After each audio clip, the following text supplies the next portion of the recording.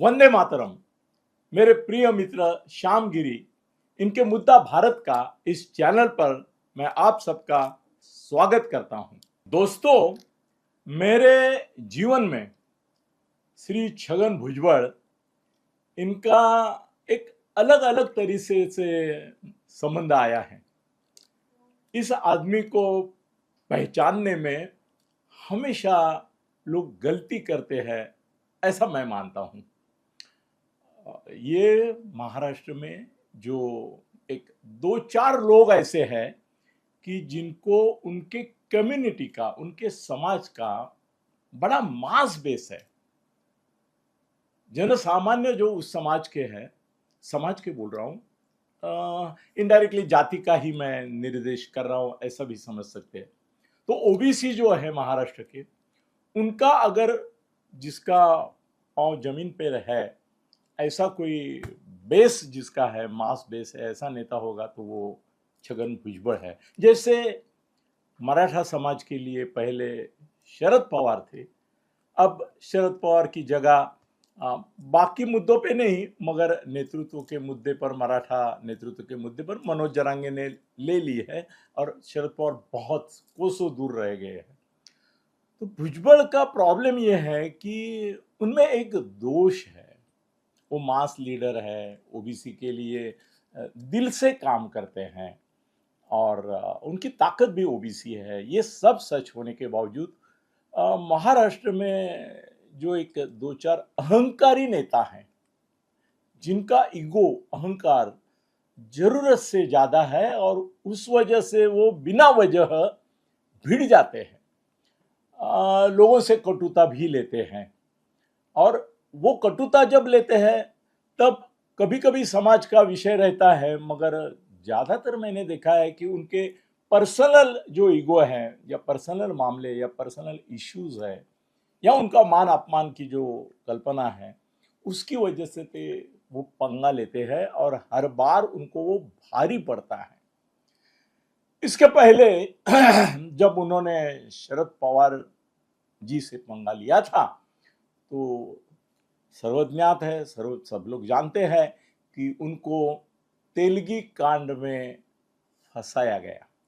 उस समय खुलेआम ये चर्चा हुई थी, खुद भुजबल ने भी ये सूचित किया था कि ये सब तेलगी कांड में उनको फंसाने वाला विलन उनका ही ज्येष्ठ श्रेष्ठ नेता है। उन्होंने खुले तौर पे बोला था जब उन्होंने पटना में एक रैली की, ऑल इंडिया ओबीसी की, और उसमें शरद पवार से लेके सब लोगों ने देखा कि ये बहुत ही बड़ा हो गया है, ये नेशनल लीडर बन रहा है ओबीसी का। तो षड्यंत्र की शुरुआत हुई और उनको तेलगी कांड में इस तरह से फंसाया गया। फिर उसके साथ और भी प्रॉपर्टी, ये वो बहुत सारे कांड उन्होंने उजागर किए और उसमें वो फंसाते चले गए। बाद में बहुत बड़ी जेल में भी गए। जेल में तो हमने उनकी हालत देखी है कि ऐसा लगता था कि ये जिंदा बचेंगे कि नहीं, जेल के बाहर जिंदा आएंगे कि नहीं, ऐसी हालत हो गई थी उनकी। अब मंत्री हुए तो टुन्न हुए फिर से, वो बात अलग है। मगर शरद पवार ने उनको जिंदगी भर के लिए सड़ने का प्रावधान किया था। अब उन्होंने पंगा लिया है, शरद पवार जी से नहीं लिया। मंत्रिमंडल में आने के लिए उन्होंने बहुत ही अपनी व्याकुलता दिखाई थी, बहुत ही मस्का पॉलिसी की, राग लोभ के भी नाटक किए। मगर दो चीजें जो बाहर चर्चा में नहीं है, उसके बारे में मैं मेरा गौप्यस्फुट करूंगा। वो ये है कि उनकी शरद पवार से नहीं जमती, ओके, वो तो अभी तेलगी कांड से सबको मालूम हो गया। मगर मेरी खबर ऐसी है जो एक्सक्लूसिव है और उनके सर्कल में मालूम है सबको, मतलब ऐसा एक्सक्लूसिव नहीं बोलना भी चाहिए। उनकी और अजीत दादा की नहीं जम रही है। अजीत दादा और उनमें बहुत सारा, क्या उसको हम गैर समझ बोलेंगे या क्या बोलेंगे, मगर कटुता है।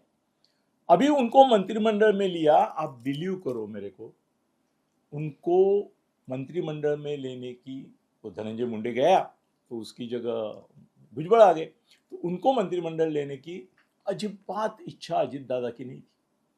आखिर तक वो फडणवीस के साथ इसके बारे में ये करते रहे, उलझते रहे कि भाई नहीं, भुजबल को मत लो, उसकी प्रतिमा ठीक नहीं है, वो खुद को ज़्यादा समझता है, वो मेरे को भी दुय्यम समझता है।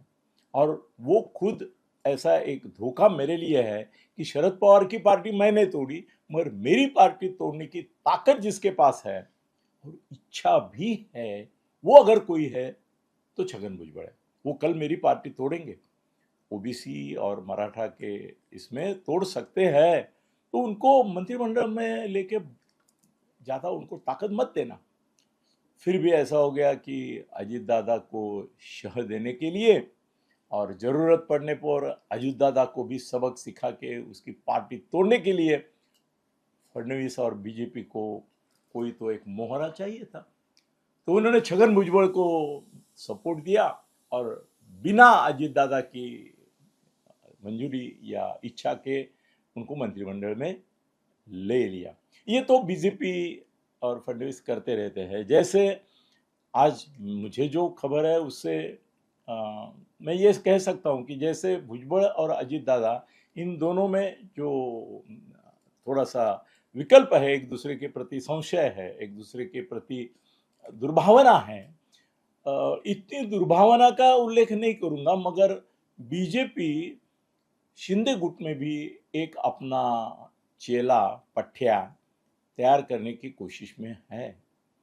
वो उसको हवा दे रहे हैं, और अगर एकनाथ जी शिंदे ने कुछ बगावत के तेवर दिखाए तो उस समय आपको मालूम होगा कि उदय सामंत उनका पक्ष छोड़कर बीजेपी के साथ हो रहे हैं, और जाते जाते एकनाथ जी शिंदे का भी बहुत बड़ा नुकसान उनको एमएलए को साथ में लेकर करने वाले हैं।